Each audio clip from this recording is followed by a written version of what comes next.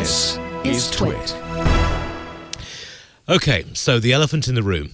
This week, after facing weeks and weeks of very bad news stories over the Facebook papers, former British Deputy Prime Minister Nick Clegg has been earning his millions-dollar salary and taking a fall for it, just as he did for the Liberal Party back in the UK. And yes, so we appear to have Facebook is no more. There is now Muse. It's all Metaverse. It's Meta. Rather on Muse. It's all. It's basically a good time for a name change. It seems. So, will it work, Brianna Padre? You know, I'm very much reminded when I was coming of age here in the United States, we had a company called ValueJet in the 90s that had an absolutely abysmal track record to the point that they were a late night punchline year after year, and people just didn't want to fly that airline. So what did they do? Did they radically change their policies? No, they changed their name to something else and just kept on conducting business because their name was so toxic they couldn't move any more forward with it. I'm really reminded of that story with Facebook. And some reporting came out this week that I think is so interesting. Did y'all read about the moment that Zuckerberg decided to change the name? It actually happened when Oculus released the Quest 2. And there was an uprising with people saying, no. I do not want to have a mandatory Facebook account in order to use this gadget. I don't trust Facebook. It's completely corrupted. Don't get us in the same boat. And according to reports, that's the moment that Zuckerberg was like, okay, we need to rebrand the entire company. So is it a predictable move? Yes, but I also think it really signals an abrogation of any responsibility to fix the very serious problems at that company. Yes, I mean, there are a couple of different ways to look at this. First is standard corporate growth at some point means that you're going to rename your company. It happened to Google. Just because you need to have something that encompasses all the different subsidiaries that you're going to buy or develop. I understand that. That's fine. That's going to go. Every business is going to have that growing pain. There is another element here, which is Facebook and Zuckerberg have realized that Facebook has become toxic. The actual name is a negative connotation. That's amazing. To me, that's amazing for a company that's this big. I mean, it's something like Comcast or Cox, these companies that are huge that everybody uses and yet everybody hates. That's what Facebook has become. And I don't see that changing with the name. I mean, yeah, it worked for ValueJet because there are so many small carriers that can essentially do the same thing. You've commoditized that service. But with Facebook, there are so few large social media companies, and there are none like Facebook. Everyone knows what they're using. It doesn't matter if you're calling it Metastasize or Meta or Muse or whatever it is. It's still Facebook. Well, yeah, I mean, this is it. And I thought it was very interesting from the standpoint of they're now grouping Facebook and Instagram, they're just apps, and everything else is Meta. And I wondered whether that was possibly so, if the regulators do start coming in, then they can say, right, okay, well, we'll just sort Facebook out, but we're all Meta now, so it's really different. But I mean, as you say, Google has done this with Alphabet. I mean, back in the UK, we had the Windscale nuclear reactor, which caught fire and spread fallout all over Europe, and they changed the name to to Sellafield. So, I mean, name changes are commonplace. They do work, but will it get Facebook out of this hole? I don't believe it will. They made there was a document that came out this week basically talking about Facebook's crisis with trying to hire engineers. In 2020, they put out a huge call for new talent. And by this year, it had fallen flat. Right now in the United States, there's the Facebook name is so toxic, they're not able to even recruit talent to the company to fix their existing problems. And that's why I thought it was so notable that, no disrespect to European engineers, y'all are great, but they're actually having to go to other countries to recruit talent to build what they believe is going to be the metaverse. They put out a call to hire, I believe it was it 10,000 or 20,000 engineers? It was one of those numbers. But, just imagine how much work they could do repairing their product here if they invested that kind of infrastructure in it. It's clear that this is just it's a distraction for Zuckerberg in his view, and he's not serious about fixing it. So he's moving on to the next thing. So I think it really signals that Facebook is not serious about addressing their toxic problems and their toxic perception in the public. And I think we should expect them to continue in this way. Could we take one step back, just to play devil's advocate here? It's popular to hate on Facebook because Facebook has done so many things that we, the technorati, the digerati, have cataloged over the years. But to the common person, to an average person who just uses Facebook because it's where they find their friends and their family, has Facebook really done that much wrong? I hear it all the time when I'm trying to explain how big data can be so dangerous in the hands of unscrupulous operators, that they don't care if so-and-so has their data, or they don't care if so-and-so is analyzing their internet usage patterns.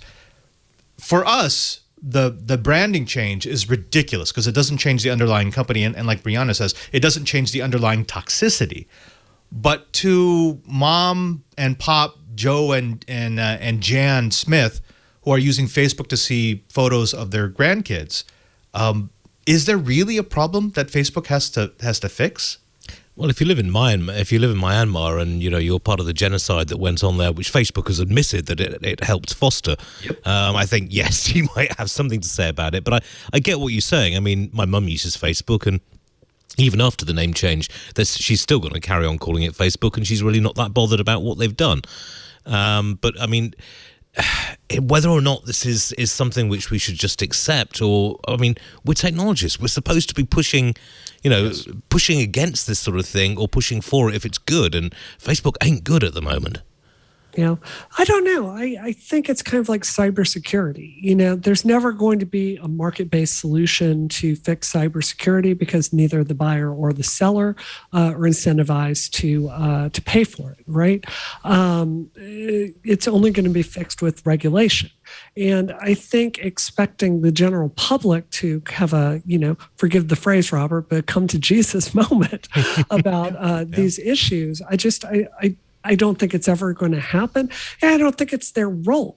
We don't expect automobiles to get better gas mileage because consumers are out there demanding it, unless we're in a different country. It might have higher petrol prices than the United States. This is it's a job for regulators ultimately. And I think it's very dark and disturbing to see Congress has basically abrogated their responsibility to do even bigger oversight here. At the end of the day, Zuckerberg, he's one of us. He's a technologist. And he's made a decision to see no evil, hear no evil. He's clearly going to continue on this path. He doesn't think it's a problem. So I think he's beyond help. It's fairly dark. I mean, it's he does seem to have a certain amount of willingness to ignore this, I would have thought. I mean, what's the view in Europe, Padre? Is this playing well over there, or are people just like, oh, it's Zuck again? I think there actually is a bit more visibility into what's happening with Facebook and what's happening with big data in Europe, at least in the circles in which I reside. The strange thing is, though, even though people have a better understanding of the issues of privacy and how Facebook has been violating that trust, they keep using Facebook products. So the same people that I talk to, and they're completely with me when when I try to explain what happened with Cambridge Analytica and what happens when big data is used to do crowd analysis, why that's bad. And they understand that and they get it, and they send that information to their friend over WhatsApp. So there's a better understanding, but I think we're still at that point where it's too convenient. And no matter what, even though Facebook seems to be the harbinger of doom for freedom in the Western world, it's just too good for them to pass up. And that actually really scares me. Myself also, I mean, I disagree wildly with what Facebook's been doing, but I still use it because it's the only way, well, it's the easiest way to keep in contact with friends and family back in the UK. But yes, I mean, for all the bad press they've received and you know, it really hasn't hurt the user stats that much. Although looking through their financial figures this week, I have noticed there's a drop-off in European use and average revenue per user, which could be getting people slightly worried.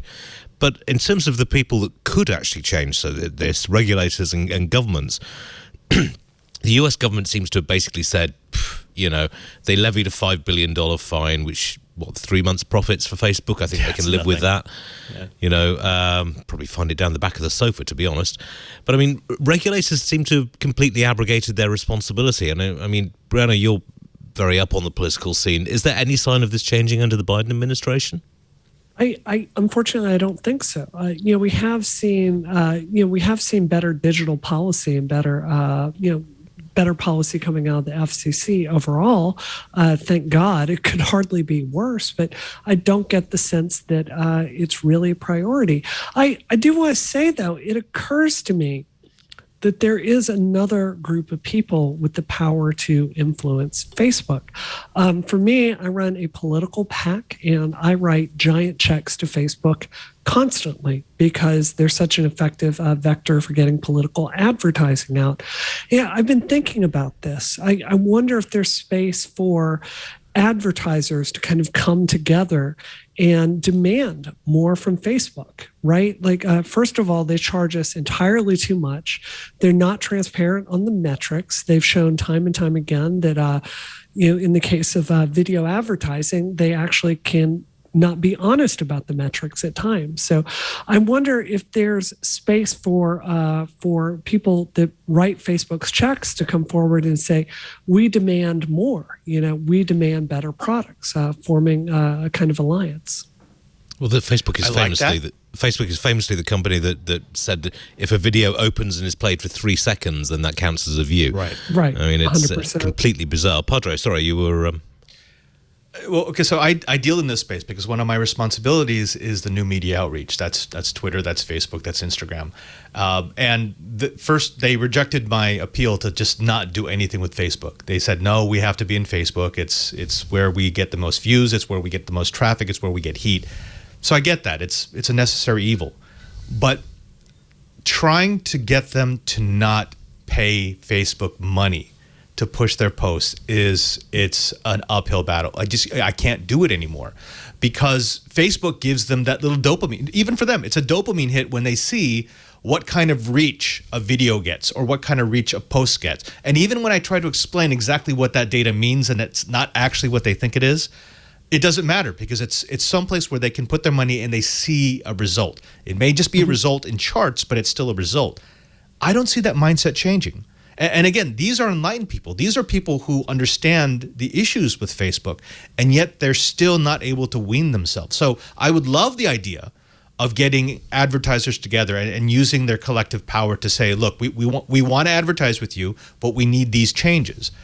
I just don't see it happening until there's one big player that stands up and says, okay, I'm going to put my flag in the ground. I'm going to start it. Come with me. Yeah. Well, I mean, this is it. They've got such a diverse advertiser base, though, that there isn't really a couple of big players who could say, change this or we're going to pull our revenue, because they need to pull it in from other areas, surely. Yeah, I think that's true. And that's the problem. For me with political advertising, I forget what the number is, but, something like almost 70% of voters for my party are on Facebook. Like that is the easiest way to reach them with very targeted ads. So I think you're correct. It's an uphill battle. there's a real need for leadership, I think, from all areas. I mean, regulators, I think we need to have users demanding more. We're really backed into a corner because even basic tools like corporate oversight, I think a lot of different boards would have kind of insisted on a different change of direction a long time ago. Zuckerberg controls 51% of shares. So this is a guy, he's even beyond the reach of corporate oversight from his board. So I don't know. I mean, do you think? I almost wonder if he needs help from the Almighty, right?